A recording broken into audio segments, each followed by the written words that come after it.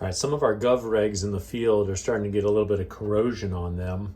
As you can see with this one here, quite a bit of tarnishing. And we can scrub that off, but then we have to go through and remove it.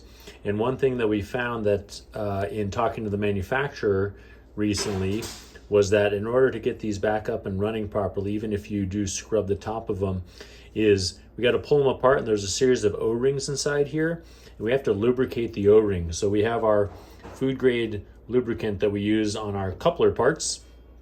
We need to go through and lubricate the different O-rings on here. So I'll show you what those parts look like once we take this apart.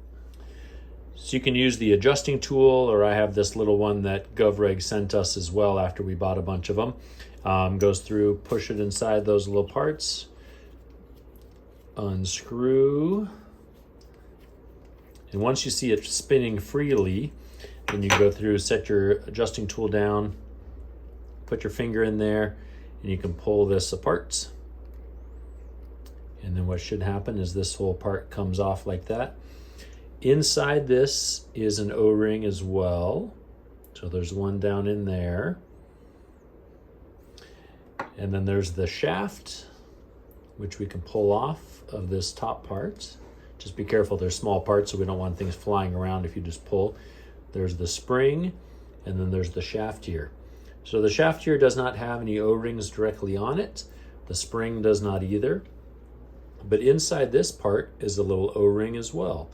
And so what we believe is happening here is that because that O-ring inside here is not lubricated, it's not allowing the shaft to move smoothly, and that movement is what allows the gas to flow at the proper regulated pressure that we set it at.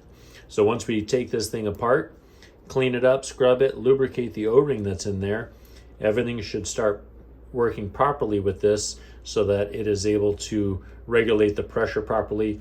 It won't come out to where we've set the pressure, or at least we think that we've set the pressure correctly, and then the customer calls us back and says nothing's pouring. So this should resolve that. We've tested it a couple times now internally over a series of time, and it seems to be working great. So let's go through and we'll scrub this up and get that ready to relubricate and clean up. Grab your wire bristle brush and the parts you want to clean.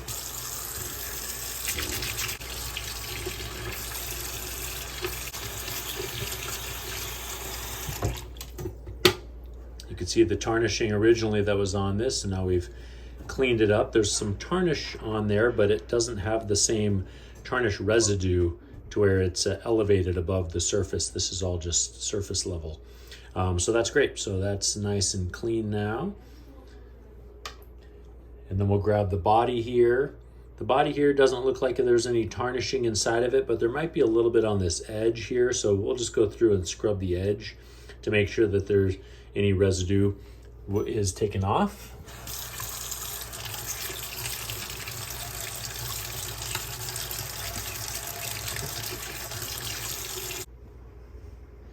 So the O-ring that was inside there came out when we had it sitting upright on the countertop like this. So we'll be able to make sure that you put the parts all back together. So knowing the parts that are in this make a big difference in the reassembly of it. We'll pull the spring off the shaft here, and then we'll scrub up the shaft as well. You can see that there's corrosion on there, so we want to get rid of that. We want to get rid of it on the top, and also in case there's any on the sides, because that's going to prevent it from freely moving and regulating the pressure properly.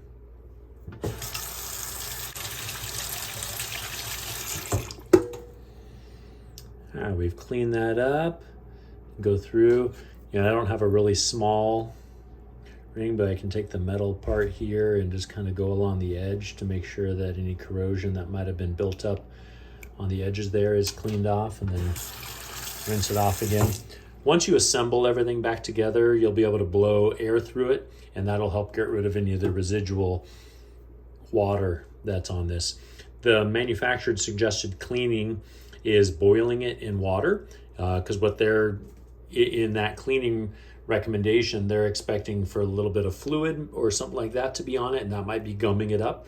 But the boiling of the water is certainly not going to take care of the corrosion, and it's certainly not going to relube anything. So this is a nice little addition that they just released for us to be able to know to get that up and lubed to make it work a lot better. All right, let's go through and reassemble everything. All right, I took a paper towel and just dried everything off. First thing we're going to do is put this O-ring back inside there, and it just dropped in there. So go through and make sure that it falls down into place, and looks like it's fallen back into place. You can go through and check it just in case, see if there's any lifting on it, but nope, it fell back into place there, so that's good. And then once that is set there, we'll set that one upright so that the O-ring doesn't fall out again. On the shaft here, the spring sat on that shaft. But before we put this all back together inside there, we want to make sure that we take some of the lube and lube up the little part on the shaft so that it lubricates the O-ring. Go through and just put a tiny bit on here. You don't have to put a lot. A little bit can go a long way when you're lubing. If you put too much, sometimes it can gum up the mechanism instead of actually benefiting you. So just make sure you're putting a little bit on there. And we'll go through and take this cap, put that cap on there, because that's where that O-ring is. And then we'll go through and just move it up and down a little bit. That is putting some lube on that O-ring. All right, it's certainly moving is a lot smoother on there. So that's how that shaft moves there. And then we'll take the body, put this back into it. And then there's an O-ring on the outside here, so we can go through and we can put a little bit more, just a tiny bit of lube on this O-ring out here as well, just to make sure that everything smoothly moves on the threads and it's creating the seal that needs to happen. All right, we just did a little bit on that. Pop that back down in there, take the adjusting tool, put it down, and now it's reassembled. So this one should work fine. We'll certainly put it to the test to make sure, and let's go see what happens. Grab the clamp that you're gonna need, make sure you place the nut on there, and then get the Gov Reg ready to place on the gas line. Some of the easier ways to do this, instead of pushing it directly on the gas line with your hand, can be connecting it to the coupler first and then putting it on. That way you have a big handhold instead of trying to muscle it on with just the Gov Reg itself. But certainly it can work either way. And then in this instance, you use a number 17 clamp. And just make sure that you're past that first barb on the gas line on there, and then clamp it down. And that ensures a good secure clamp and that it's below that first barb so that it holds itself in place. Perfect. Now you're ready to attach it to the adjusting tool so that you can set it to the proper pressure that you need it to be set at. So when you're putting it on the pressure tool, just make sure that you have one of the beer washers in place there, and then screw the adjusting tool onto it.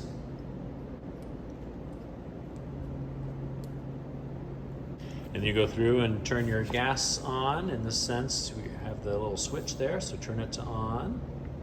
All right, and then you'll go through and follow the instructions on the adjusting tool to set it to the proper pressure.